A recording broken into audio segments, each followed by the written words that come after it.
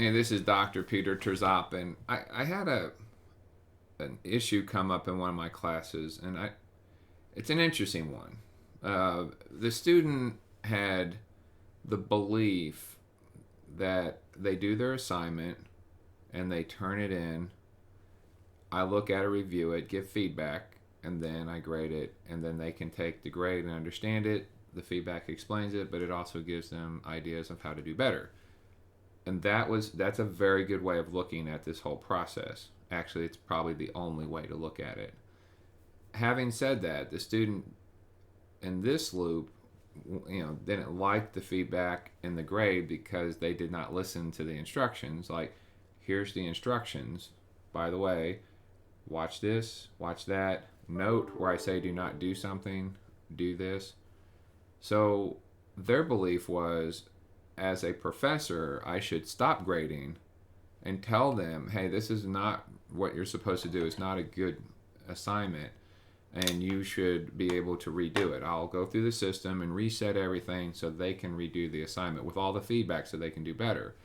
So then the question is, how would you ever grade a class? In other words, if I have, say, 100 students, it doesn't matter if it's 10, 100, whatever, and then I sit there and I say, okay, there's 100 papers in, and there's always there's always something to improve on a paper. It's very rare to run into a paper I go, oh my god, this guy's saying perfect paper, right?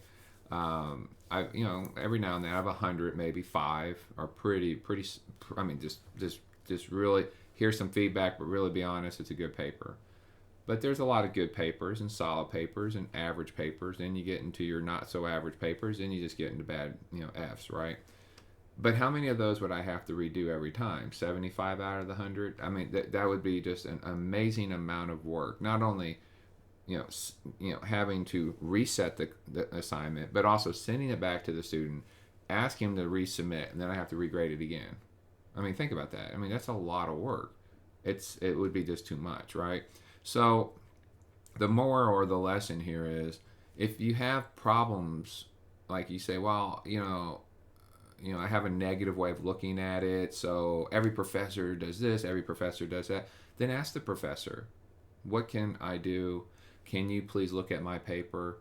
Most people would be pretty open to that idea, like, oh, okay, well, here is your paper, let me give you some feedback before you turn it in. That's where you really want it, to get the help and support, right? But what you don't want to do is wait until you turn it in, or maybe the class is over and try to turn it in, right? You want to turn it in with the writing center support and analysis, and maybe the professor gives you some feedbacks, stuff like that. That's where you want to be, right? So get this stuff up front. And if the professor doesn't want to help, then maybe you have a legitimate complaint, right? To say, I've asked for help, the professor doesn't help, and that's a legitimate complaint, right?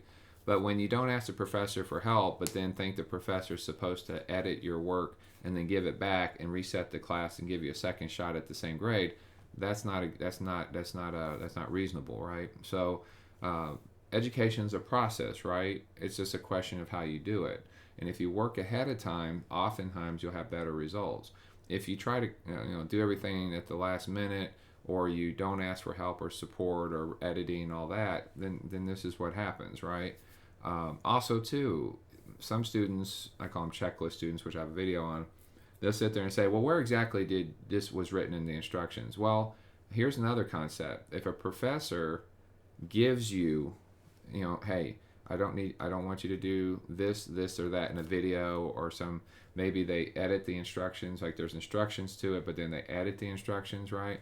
Maybe it's a very good idea to review that and say, oh, the professor did say this in a live lecture or a video overview or instructions or even in announcements.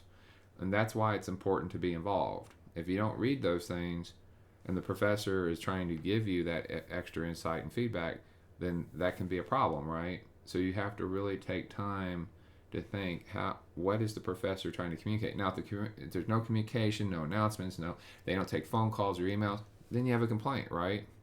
That's something that's legitimate in my mind. But when the professor's going out of their way to do these things, then it's not so legitimate. It's not a legitimate complaint. So So just kind of think about those things. Some professors are just more proactive and try to help, others not so much, but they will, and some just don't. But try to help the professor to be successful by helping you be successful, right? It's not like they know in your head, like, I need help. They don't know. Like, I don't know. I mean, it doesn't matter. I mean, I could be talking to you, think I'm helping you, and you're not expressing it, and I don't know. So be verbal and communicative, and try to get that support and help, and then at that point, you're going to see better results typically, right? On average. I appreciate the idea and concept, and best of luck.